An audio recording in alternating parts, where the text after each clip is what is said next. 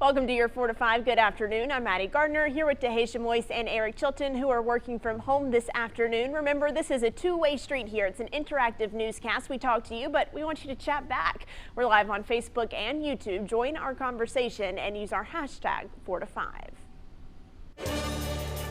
Governor Roy Cooper just announced the creation of a state pandemic response office. The office will help counties get access to funds supporting coronavirus responses. Now, by the end of this week, up to 59 counties are expected to get money from an $85 million budget. Governor Cooper says he feels that will increase.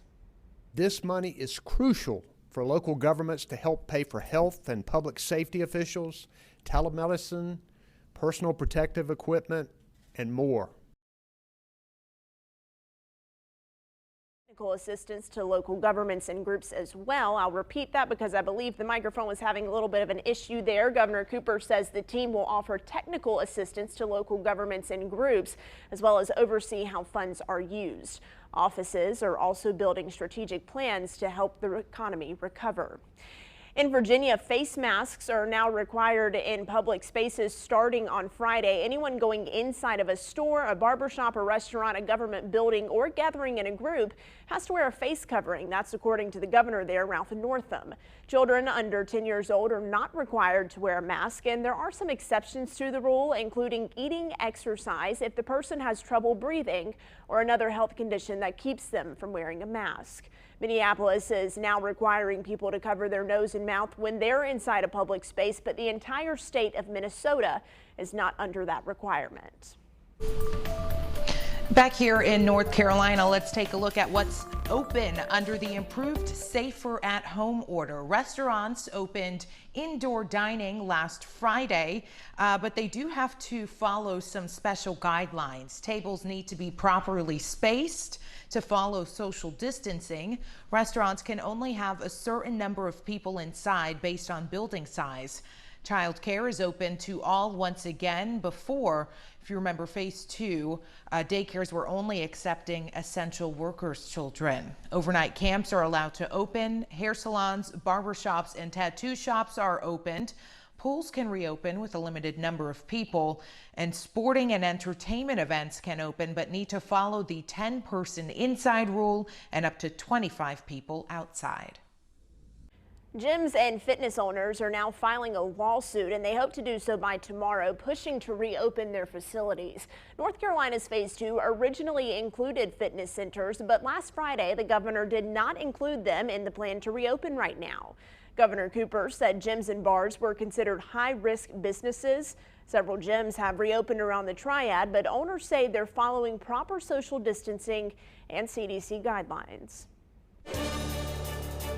The North Carolina High School Athletic Association is currently meeting to discuss the future of sports. The association's plan will be based on state guidelines, discussions with principals, athletic directors, and coaches. So be sure to stay with WFMY News 2 for updates both on air and online.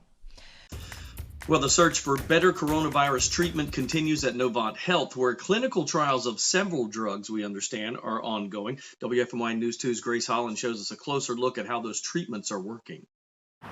Remdesivir is a drug you may have heard of. It's one of several being used to treat coronavirus patients here at Novant Health. And there's 2 others that are in clinical trials to see if those can help those patients as well. Their inflammatory laboratory work improves, their ability to breathe improves, their fever goes away. So those are all the things we look to gauge whether a patient is improving. Those are the signs doctors are looking for inside the halls of Novant Health hospitals, that new coronavirus treatments might be working. You know, because the virus is so new, there's so many things we don't know about how it behaves and how it behaves in an individual patient. More than 1,000 patients have been screened to try drugs like leronlimab. That was a drug that was primarily helping with the inflammatory response. And another known as DAS-181. antiviral medication that's used in a nebulizer. Novant is also using a supply of remdesivir, the Ebola drug now approved by the FDA to treat coronavirus, but not as a clinical trial. We use that in usually the patients that are more ill. Those are requiring oxygen. Those are needed to be in the ICU. Is really where we've slotted that drug right now based on the supply we have. Novant says it's already seen some success with those drugs, but it's hard to know the full scope just yet, particularly with those clinical trial treatments. You can hear why that is coming up tonight at 6. Davidson County health officials are offering testing for anyone experiencing coronavirus symptoms this Friday. Registration is open and it will be free for everyone. You do have to pre-register though before going to the health department. Testing will be from 9 a.m. to 11 a.m. Registration will close when capacity is reached. Let's take a look now at your 4 to 5 roundup. Police in several states are searching for a University of Connecticut student wanted in connection to 2 deaths. Officials warn Peter Manfredonia may be hitchhiking in Pennsylvania. He is accused of killing a 62-year-old man who offered him a ride and killing a 23-year-old man before kidnapping his girlfriend. She was later found at a New Jersey gas station unharmed. Peter's family is now asking him to turn himself in. The U.S. Department of Justice is now investigating Ahmaud Arbery's murder as a possible hate crime. Arbery was shot and killed in Georgia back in February. Gregory and Travis McMichael are charged with his murder that was caught on camera. Now, recently, William Bryan, the man behind the video, was arrested and charged with murder as well. The U.S. Attorney for the Southern District of Georgia is also investigating why it took Georgia officials more than 2 months to open up an investigation into the shooting. The trade floor at the New York Stock Exchange opened today for the first time since March. Governor Andrew Cuomo is there to ring the opening bell. Only a few traders will be allowed on the floor at a time to follow social distancing, and everyone has to wear a mask. Anyone going onto the floor is asked to avoid using public transportation and have their temperature checked before going in. Most employees will continue to work from home. And Moses Cone Memorial Hospital is making national rankings. It was just named one of Becker Healthcare's 100 great hospitals in America. The hospitals on the list are recognized nationally for clinical care, patient outcomes, and staff and physician satisfaction. Moses Cone is the only hospital in the Piedmont to make the list.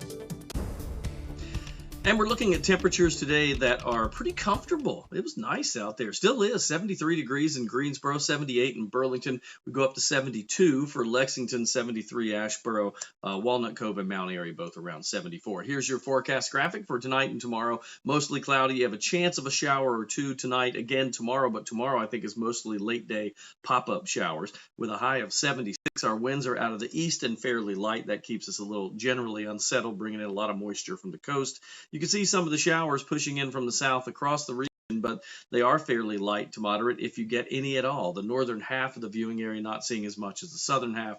You can see, though, there's a lot of instability throughout the south and the deep south thanks to that general flow that we see there. Futurecast and radar not showing a whole lot in the way of heavy rains. Maybe tomorrow with that large area we see coming in around the Charleston area and pushing north, we could see heavier rains from that. We'll talk about that in the 7-day coming up. A Greensboro Young Professional Organization is giving back to the community in the form of micro grants that total $10,000. The Greensboro JCs have already awarded money to 10 organizations, but they plan to give more to 10 other small businesses. It kind of came from the mindset of who's left behind, right? Coronavirus is hitting small businesses hard. Part of the mission of the Young Professional Organization, Greensboro JCs, is to make an impact on their community. So we just took the opportunity to put our heads together and say, how can we help the community, given our platform, our position? So they teamed up with Piedmont Business Capital to create the COVID-19 Emergency Relief Greensboro JC Project. The plan was to initially award $500 to 10 small businesses, mainly in the service industry, like hair salons and barbers in Greensboro. They kind of got hit the hardest, from the standpoint of it's hard, getting access to business loans because of the fact they deal in such heavy cash. After getting 50 applications, the Greensboro JCs felt it was necessary to award another 10 businesses. It was surprising, it was very surprising, but it really just highlighted impact, like what can we do as young professionals and future young leaders of the Triad area to be able to lend a helping hand. The JCs say they aren't stopping there and would love your help to be able to award even more businesses. However, they encourage you to give back to your community in any way you can. You want to create a cycle of helping or giving, and that creates a sustainable ecosystem where everybody can flourish. And at the end of the day, if you're thinking about like a sustainable local economy, I think that's the foundation of it.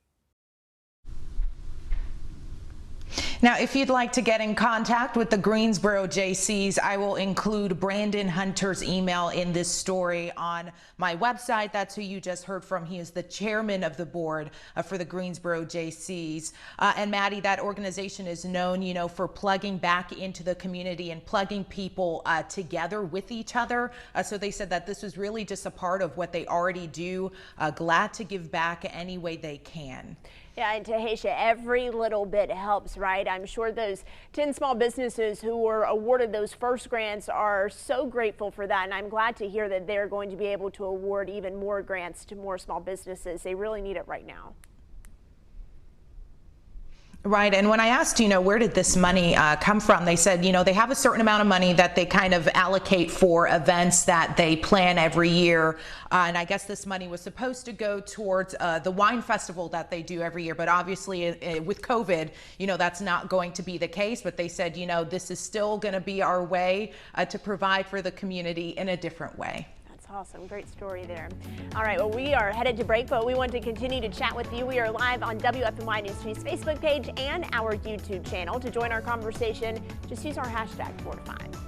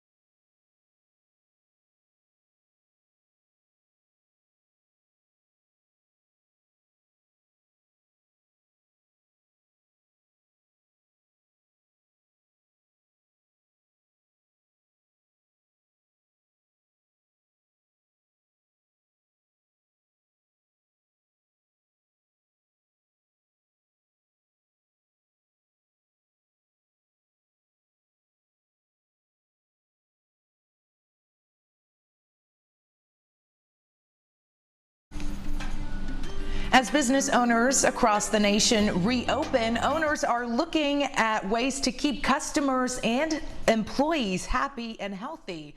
That's why one coffee shop in Oregon, their baristas are getting high tech. Take a look. Here at NJ Coffee, Owner and U.S. coffee champ Joe Yang engineers the perfect cup of coffee for each and every customer.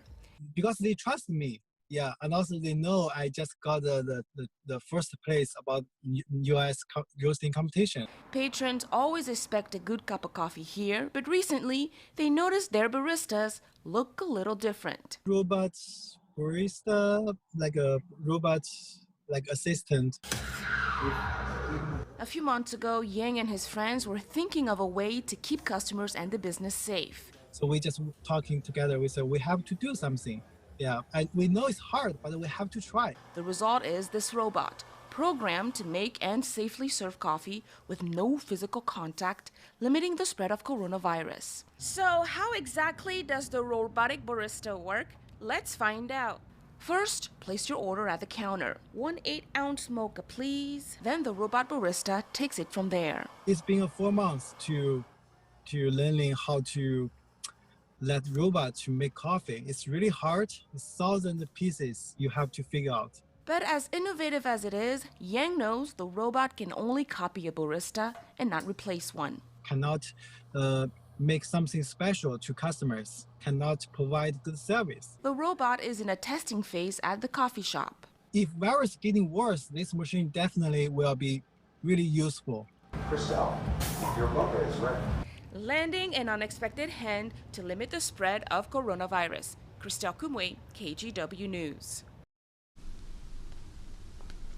So that robot is actually the first of its kind in the United States right now. There are a couple coffee shops in Asia that are trying out something like this. But I was watching that story and I was glad to hear that this is not going to be a replacement, for humans who are baristas, because you're missing that human touch to it, Maddie. Yeah, Taheshah, I haven't ever been to a coffee shop that uses a robot just like that, but there is a machine inside of the airport in Austin, Texas. I travel there often to visit my sister. But they have a machine that will brew any kind of coffee you want, and I've used it one time. It's pretty good. However, I like interacting with my barista. We know each other now at Starbucks, so they know what I want when I'm coming in.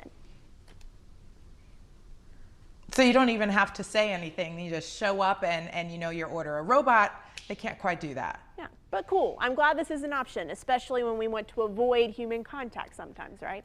All right, tell us what you think about this on our live stream, WFMY News 2, or our YouTube channel, where we are also live streaming. We'll be right back after this.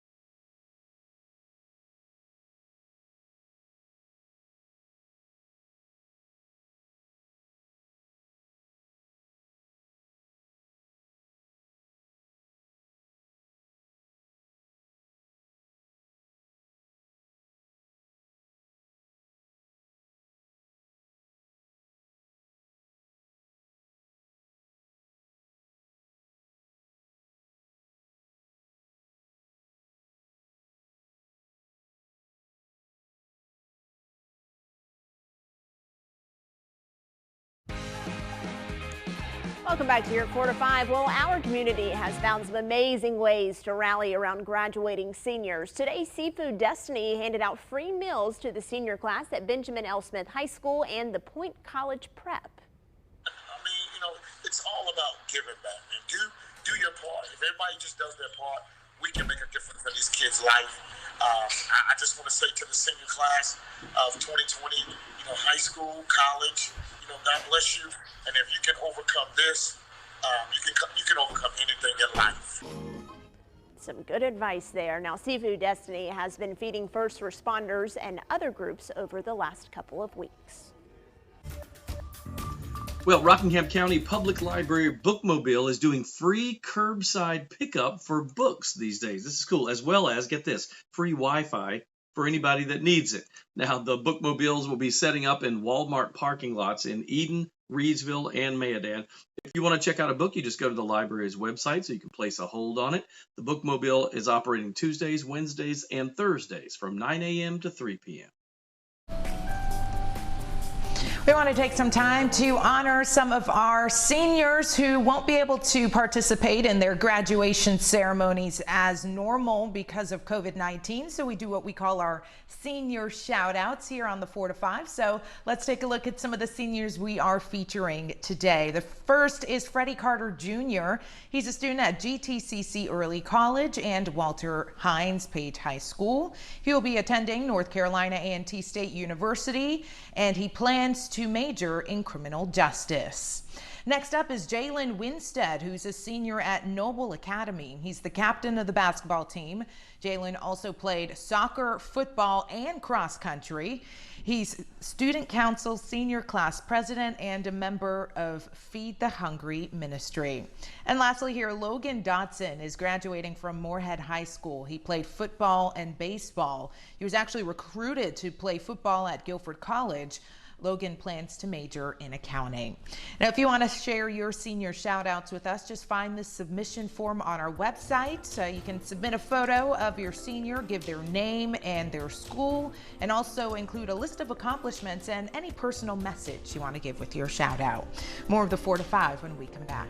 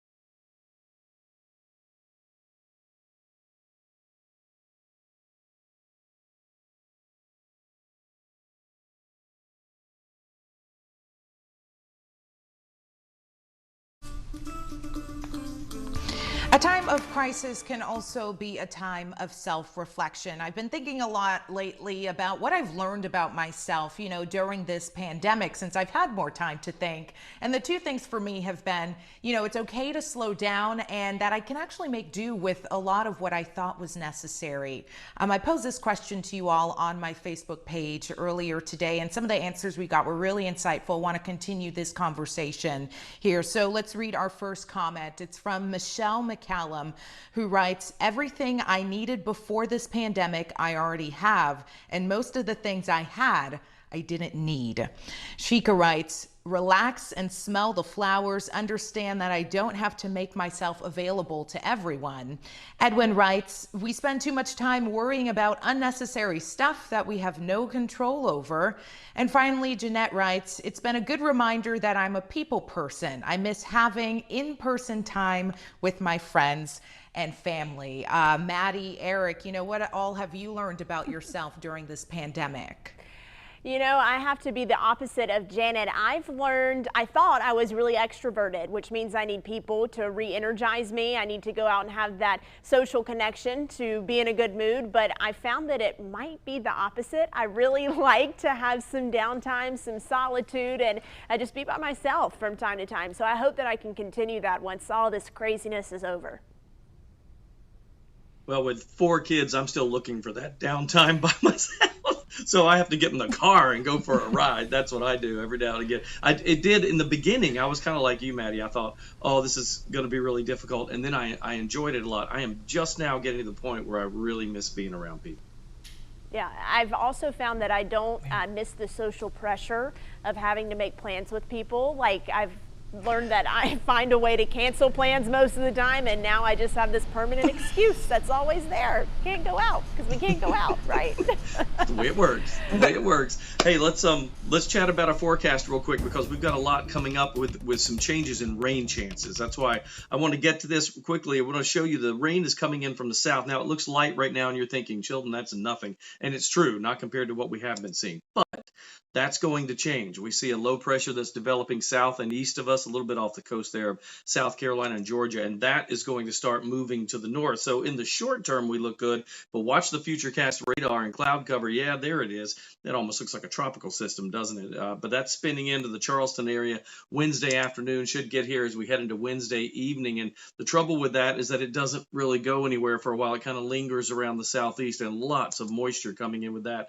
We will see heavy showers as we go into your Wednesday, with the possibility of a repeat again on Thursday and maybe even Friday and Saturday. Hard to believe. Overnight lows tonight around 64 degrees. We'll see highs tomorrow at 76 and a few late day storms.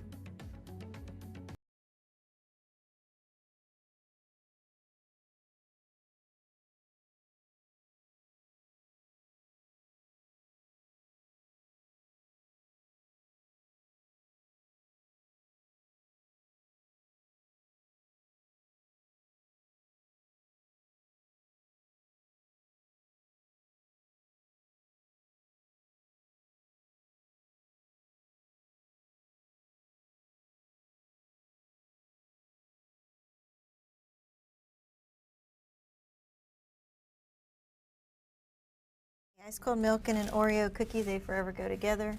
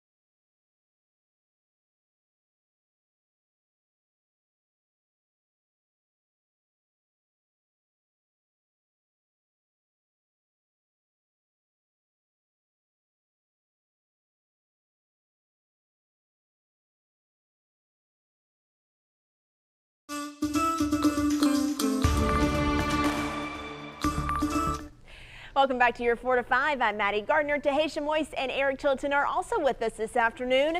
They're just stuck in television monitors. Just kidding. They're working from home. So good to see both of you. Remember, we are connected with you right now on Facebook and on YouTube. Join our conversation. We would really love to chat with you. Just use our hashtag 4 to 5. Well, let's start with your 4 to 5 roundup this afternoon. First, we're learning more about the contract between the Republican National Committee and the city of Charlotte to host the convention in late August. Now, this contract was written years ago, and there's no pandemic clause included. It gives city leaders the right to change how the RNC operates based on public safety and security, according to an attorney. An attorney says city leaders are legally required to follow state guidelines. So the only way the RNC could go on as originally planned is if Governor Roy Cooper allowed mass gatherings by the end of August or grants the convention a waiver. Nearly 50,000 people are expected to come to Charlotte this August. The World Health Organization is taking a step back from a global study on the medication hydroxychloroquine. They were studying the drug's effects on the coronavirus. Now the organization is saying more research is needed after a paper published showed people taking the drug were at a higher risk for death and heart problems. They expect to have that data available in the next 2 weeks. Carolina beach officials say water rescues are handled differently during the pandemic. 45 rescues happened over Memorial Day weekend. First responders now have personal protective equipment bags for each person. They wear a mask and gloves. And they also put a mask on the person being rescued. Anyone in need of ventilation now uses a bag mask. They are no longer doing mouth-to-mouth resuscitation. And evictions in Guilford County could start happening as early as this Friday. The sheriff's office suspended evictions for 10 weeks. They expect to serve 140 notices this week. All were from before the coronavirus. Evictions after the pandemic likely won't be heard in court for a few more weeks. And the NCAA is donating drinks to Guilford County schools. Around 300 cases of Powerade and Dasani bottled water will be given to the district. The beverages were supposed to be sold at the Greensboro Aquatic Center during the 2020 Division III NCAA Swimming and Diving National Championships. Today is Sally Ride Day in honor of the first American woman in space. Sally Ride was born on this day back in 1951. She first went into space on the Challenger in 1983. Ride helped deploy satellites and other projects with NASA. She returned on June 24th of that same year. Then the next year in 1984, she served as a mission specialist on a space shuttle flight. It was scheduled for a third trip, but the trip was canceled after that deadly Challenger accident on January 28th, 1986. So after that accident, Ride served on the presidential commission that investigated the space shuttle explosion. Well, NASA is set to make history tomorrow with a SpaceX launch. 2 NASA astronauts are launching from U.S. soil for the first time since the Space Shuttle program ended back in 2011. A SpaceX Falcon 9 rocket will send astronauts to the International Space Station. Now, NASA gave SpaceX more than $2 billion to fly their astronauts to the space station. The Crew Dragon, that's the shuttle that will carry the astronauts, has a built-in escape system that will let them escape if there's an emergency. The launch is scheduled for tomorrow at 4:33 p.m. Be sure to mark your calendars. The Career Center of the Southeast will be hosting a virtual career fair on Thursday, and there's going to be about 100 jobs available. Anyone looking for a job can choose the employer they want to video chat with, and they will be able to talk with a company representative. That job fair is free, and we have more information posted on how you can prepare on our website, WFMYnews2.com. And we have breaking news just into our information center. Surrey County health officials just reported the second coronavirus-related death. Officials say the person who died was in their early 90s and passed away yesterday. Officials are not releasing any more information about that person right now. Remember the 3 W's here to protect yourself from the coronavirus. Wash your hands, wear a face covering, and wait 6 feet apart. You can find the latest information on our website, WFMYnews2.com. Now let's take a look at what is trending this afternoon. It's an Amazon delivery driver. Monica Salinas is delivering food to a family in Idaho. Now the family has an 8-month-old baby with a heart condition that puts him at high risk for coronavirus. The family's doorbell camera caught Salinas dropping off food at the front doorstep and then dropping to her knees to pray for the baby. It turns out Salinas was delivering a special package that contained feeding supplies for the infant. Goodness gracious, to see a video like that on your doorbell camera, it is certainly powerful. Yeah, it really is. And, you know, people who do pray to a higher calling, a higher being, I'm sure that they are connecting with that video. And I'm sure that that family appreciated that driver just taking a couple extra moments out of his day to do that, because, he didn't have to do that. And it's so heartwarming too, just to see. I love that. It's like a moment of innocence caught on tape that someone, they weren't planning to be videotaped doing that. It was a private moment that I think is well deserved. Some kudos to that driver, that's for sure. All right, let's chat and see what's happening with the weather, because we do have changes coming up in our forecast. And I don't know if you like this for the better or worse here. Tonight, our low will be in the 60s. Look at tomorrow, 76, a few thunderstorms. The temperatures are good, but then we've got that rain moving in. And unfortunately, we don't want that again, but I'm telling you, it can be very, very heavy at times. This can happen Wednesday, Thursday, and Friday, unfortunately. 76 degrees for tomorrow. We've got 79 on your Thursday, and then we're in the low 80s for a couple of days Friday. But at least rain chances drop Saturday. It's still a decent chance, but 50% and a high of 81. After that, clear out. Second half of the weekend, we're keeping our fingers crossed for Sunday. Looks like that possibility of a shower is only a morning possibility, and then it's kind of a fleeting chance as that system pulls out. For the rest of the day, we'll probably see clearing skies on Sunday, and we kind of salvage the second half of the weekend. 76 for your Sunday. When you head into the next week, though, looking good, dry, lots of sunshine, really comfortable temperatures. 74 on Monday, 76 on Tuesday. Our lows by then will be in the upper 50s, and don't forget, we usually hit that in the early morning hours.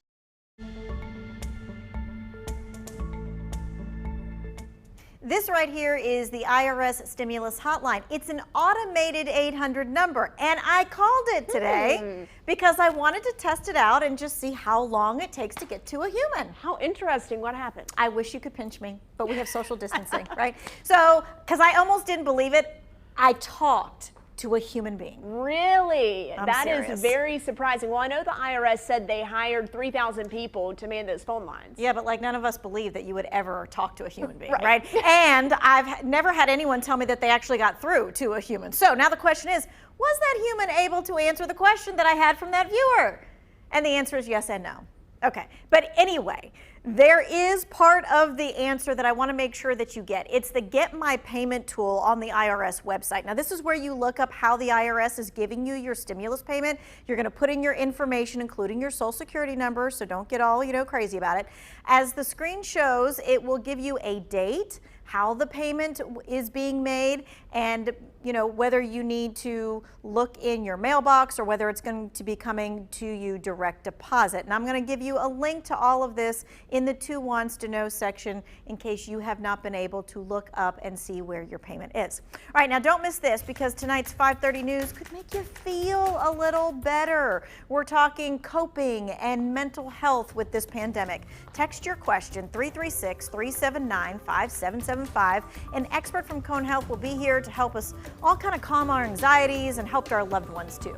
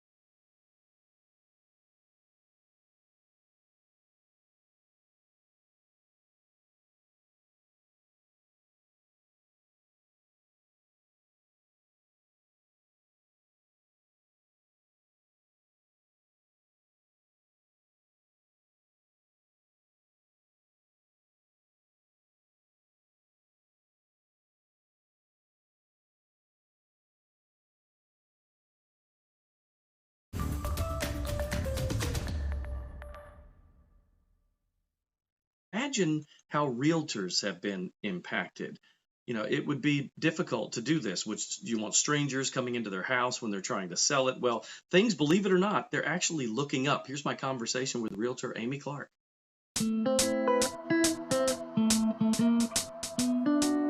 So, Amy, let's talk about this, because I was wondering the other day, I'm thinking, are people hesitant to go into homes and, this time of the year with this going on, or are things changing? What are you seeing out there?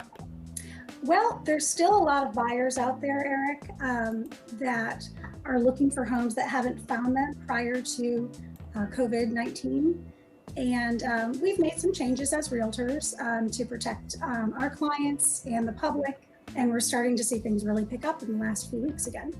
So obviously you have to change the way you do things. What are realtors doing these days to help to protect and sanitize? Before every showing, we speak with all of our clients, find out if they've had any symptoms. If they have, we've asked them very politely to reschedule that appointment for the protection of the seller and then also ourselves and the general public. We are wearing masks to all of our showings. We also wear gloves. We bring sanitizing wipes, and in some cases, we're wearing booties on our feet.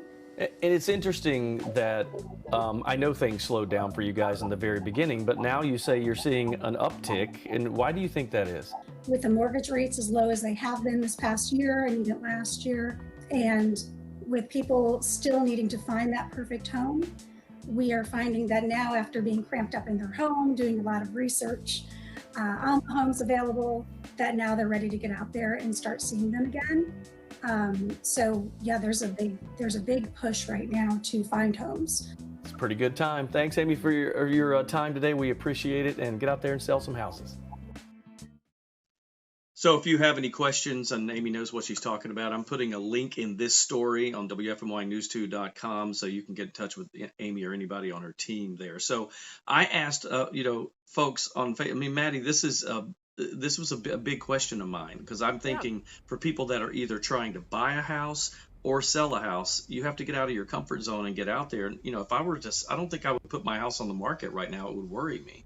Right, and I know you asked people about this, as you were saying, on your Facebook page.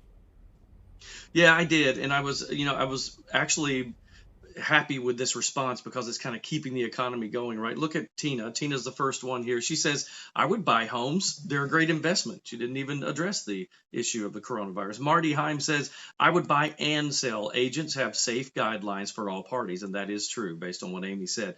Mary Kapacki said that 2 houses in my cul-de-sac sold, one under contract just 24 hours after listed, the other only 4 days after they were listed. And Carmen Leonard said, yes, if you have a good job and you know it's going to be there, why not? So when they're taking precautions like that, then yeah, that's probably a pretty good thing. And I think we're all probably fairly safe doing that. It does make me feel better. All right. To hear from the realtor who says, we are making sure people aren't showing symptoms. We're asking them to wear a mask and wash their hands when they get in. They're taking those extra steps to make sure that clients feel safe when they're coming to view a house or possibly, put their house up for a listing. So. Yeah, and if the realtors are doing masks and gloves and booties, that's about all you can ask for, and then sanitizing when they leave a house. That's good news. All right, forecast. We have good news in the long run. In the short term, nobody wants more rain, but here it comes, folks. Get ready. 64 degrees tonight, mostly cloudy with a few showers. Yeah, we're going to see that. Now, the showers tonight can be fairly light, but tomorrow afternoon and evening, they could get heavy at times. In fact, we have several days in a row of a possibility of some heavy rains. Not constant, but heavy rains here or there. 76 will be the high tomorrow. Look for those scattered showers and late day storms as a possibility. You can see on the radar right now, most of this is to the south of us, but it's all lifting back to the north, isn't it? And that will be pushing across the area, over the next several days. I mean, look at the systems here. The futurecast clouds and radar, it doesn't look all that ominous in the short term, but you get to Wednesday evening and into Thursday, and that's a lot of rain in South Carolina that'll be heading in our direction. Again, that could be heavy at times with that low that'll be passing by the region. So again, those overnight lows tonight in the mid 60s, we think. Winds are fairly light out of the east. And then tomorrow, the high temperature going into the mid 70s. Now, long range, we warm up a little bit, but rain chances hang in there. It's a 70% chance tomorrow. And then we go with a 60% for Thursday and Friday. Notice temperatures from the mid 70s on Wednesday to 79 on Thursday and 82 on Friday. Our warmest 2 days of the week, Friday, Saturday, in the lower 80s. But Saturday, we start to see a little bit of a shift in the system. 50% chance of rain on Saturday. Our overnight lows will be really mild. You're looking at upper 60s. That's for Thursday, Friday, and Saturday mornings there. But by Sunday, we'll cool down a little bit. It looks like that frontal boundary will finally clear the area, dropping us to about 76. But the best news on Sunday is the fact that the rain chances are finally dropping down. In fact, that 20% chance we think is more likely a morning shower on Sunday and then a gradual clear out during the day. I think we end up with a decent amount of sunshine on Sunday. Kind of salvages the second half of the weekend, doesn't it? Then it's perfect weather heading into Monday and Tuesday. Look for mostly sunny to partly cloudy skies. 74 on Monday, 76 Tuesday, with some crisp morning lows in the low 50s. Coming up on WFMY News 2 at 5, the 311 Speedway in Stokes County is hosting a race on Saturday night at 7 p.m. So we are digging deeper into how these bigger sporting events like stock racing at a speedway are protecting public health during the pandemic. That's coming up next on WFMY News 2 at 5.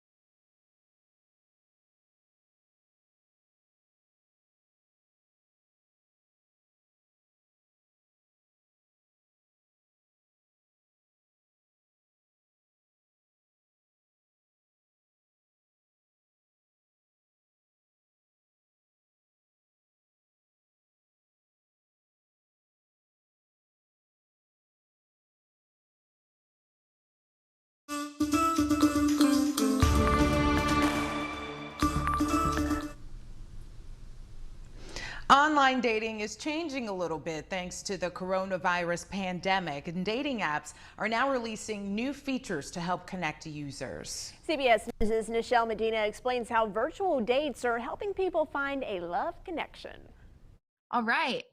Welcome to your date. For Kayla Berenson, it's all about Zoom dates in a time of social distancing. Why'd you accept the like? What about my profile did you like? I was like, maybe she's cool and she's into, I don't know, murder mystery podcast or technology. So I thought we could strike up conversation about that. Berenson and Sam Adams first bonded over TV shows and podcasts on Hinge.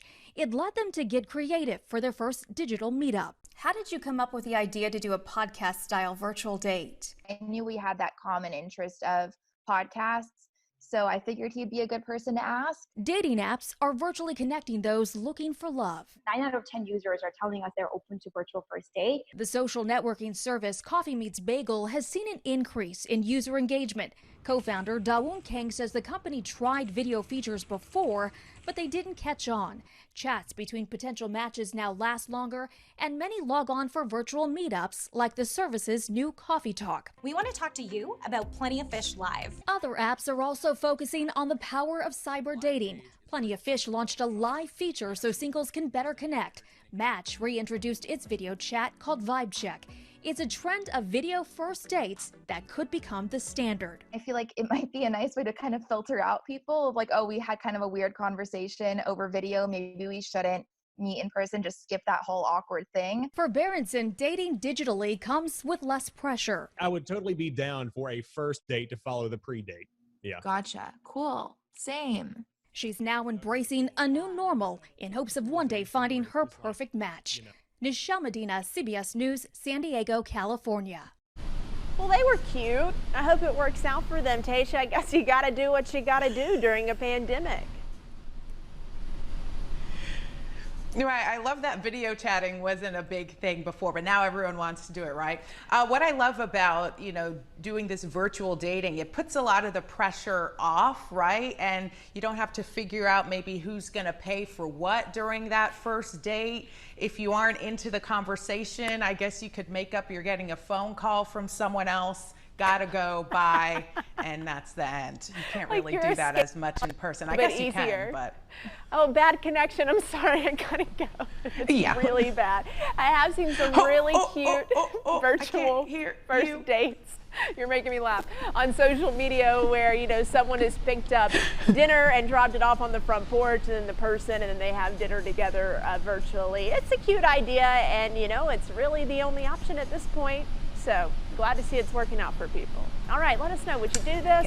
Chime in. Use our hashtag 4 to 5 first date video conference.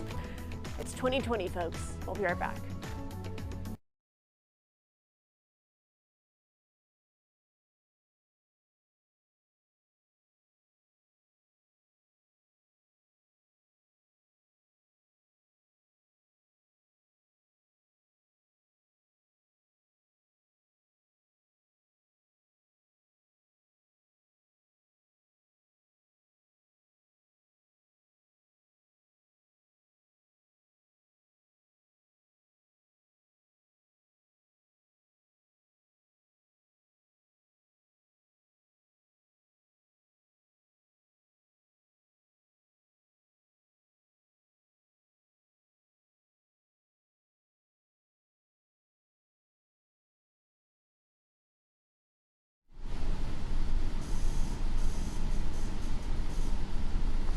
Hello, mic check, 1, 2, 3, 4, 5.